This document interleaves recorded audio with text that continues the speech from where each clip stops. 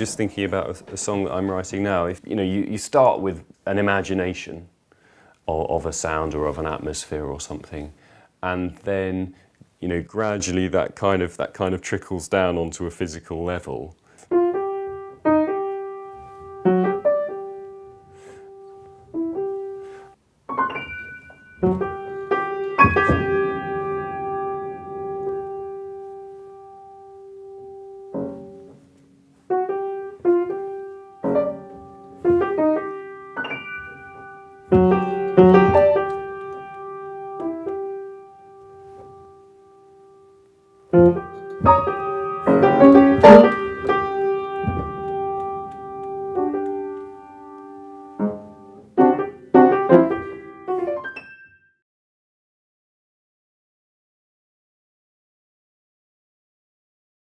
This is the first song in Dichterliebe, in Wunderschönen Monat Mai. What's great about it is the way he doesn't fulfill the expectations that we'd have of what the musical text would do. And the ways that he breaks away from what our kind of standard expectations would be are really interesting and kind of musically exciting. So the first one, or the first time he does this,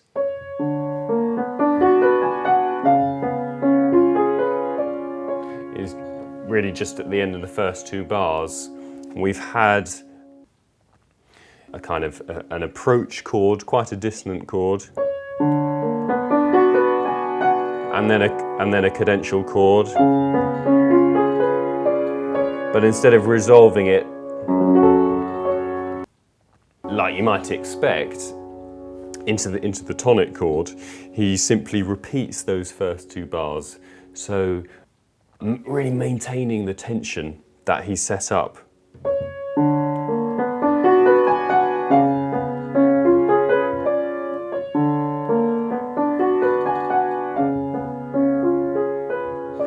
So really lengthening, in a way, what you'd expect, really lengthening it and creating that wonderful atmosphere. Then the voice comes in, and again what we might expect is that cadence into the home tonic.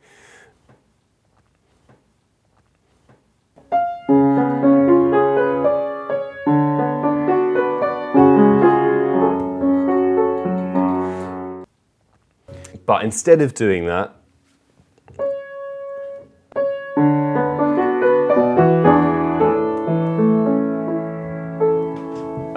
which of course goes with the words "in the wonderful month of May," and suddenly the music opens up.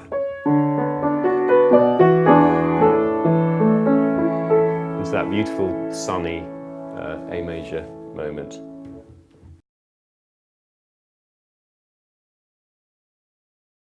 You have to be in quite a still place to start with in order to listen. So there can't be a lot of thoughts or a lot of kind of physical agitation. Otherwise, your judgments are kind of clouded, I suppose. You have to be able to enter quite a calm, quite a lucid state, and also quite an open state, in order to then be able to judge what you're making. I guess it's just part of my personality that I like to create things. So there's a desire to kind of to be making stuff. Beyond that, I suppose it's about where you find your inspiration. Be it poetry or nature or the city or whatever. The initial idea might come with a lot of energy and a lot of agitation, as it were, and in fact you might need that energy in order to get anywhere, to get any notes. You need that force, if you like. You need to sort of ride it like a wave and sort of go with it.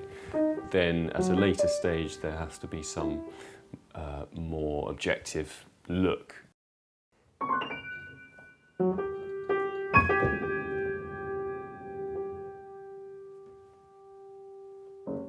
stayed with this composer in Sweden for 6 weeks, and we spent a lot of the time in the basement fixing the boiler.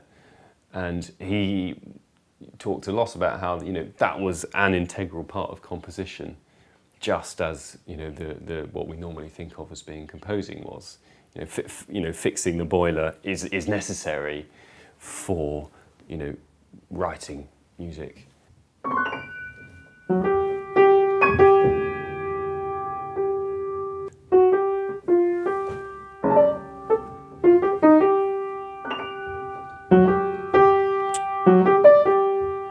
Music can be seen as something which is kind of spiritual and otherworldly. At the same time, for me, it's very important that it does come out of your visceral lived experience. And in fact, you know, the things that you find annoying and agitating, actually, they do give you quite a lot of energy, which can be kind of channeled into a creative act.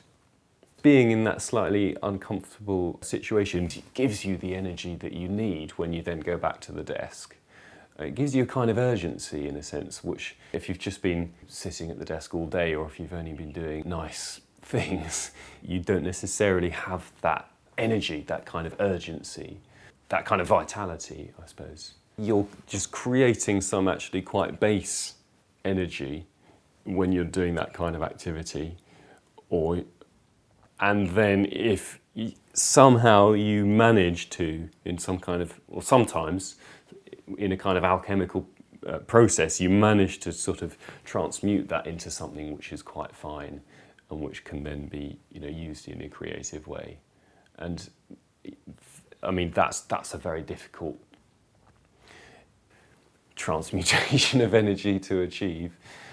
Certain situations allow you to access a kind of energy which you're not always able to contact otherwise. It's in those moments craft is more conscious, really, and because you're kind of you're creating, as it were, raw material.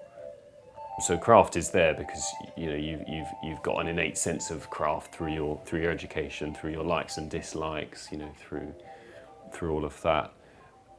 But then the way I see it, I suppose, is that then craft comes to the fore later when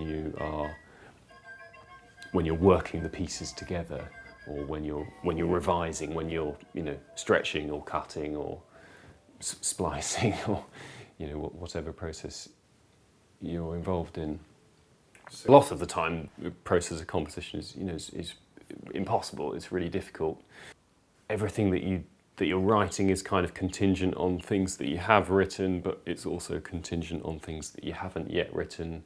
You know, and you can't write those things yet because you've not written what you've written, but you need to know what those things are in order to write what you're trying to write at the moment. So a lot of the time it's you know, difficult or even impossible. But then sometimes, you know, when you're really in touch with the language of the piece that you're writing, then the kind of the gates are open somehow, and you can kind of flow along in a zone where the creative energy is balanced by craft, or craft manages to keep up with it. That might be another way of putting it.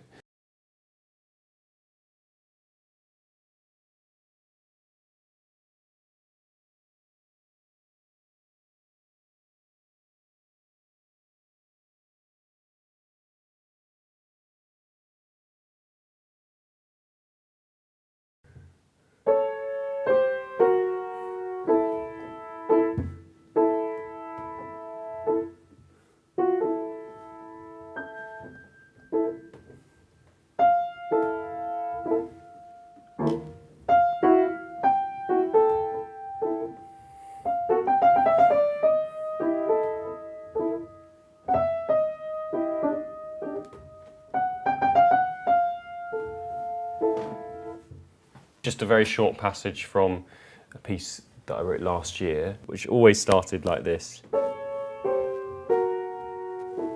That kind of descending scale.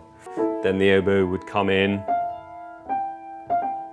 And then I've written some chords straight after that, which I can't read this chord now. Oh. So I kind of had a number of different options, if you like, as to where the music could go from there.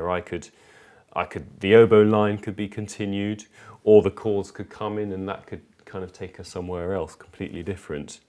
So I've got a kind of a number of options, and it's really trying to discern which of those is the best option for this place in the piece.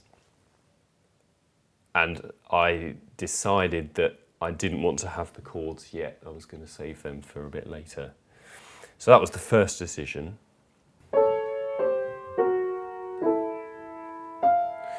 Then I must have decided that I didn't want the oboe to come in straight away, because that was kind of too soon, a bit of a shock perhaps. So I wrote another little passage which kind of prepares a little bit more, gives us a little bit more time to prepare for the oboe to come in, by repeating this last chord. And then the oboe came in.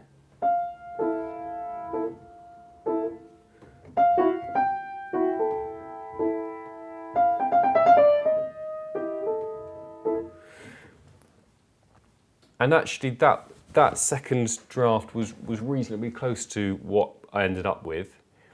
Just an interesting thing that happened on the way.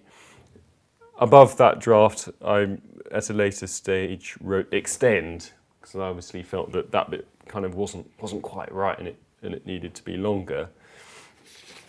Comparing that, however, with the final score, actually, it isn't any longer. So, but what's happened is that the components have been shifted round. They're not in the same order, and so that changing of order kind of has done the same thing as what the extension would have done, but without making it any longer. Because I think I quite liked the fact that it came in slightly before you expected it.